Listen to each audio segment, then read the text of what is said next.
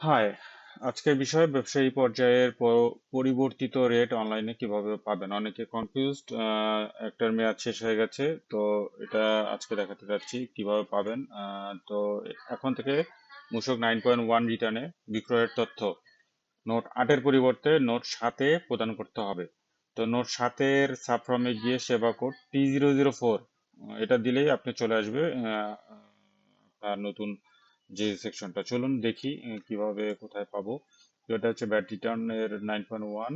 তো নোট 8-এর পরিবর্তে নোট 7-এ যাই। সাথে গিয়ে অ্যাড অ্যাড দেওয়ার পর আপনার সার্ভিস সিলেক্ট করবেন।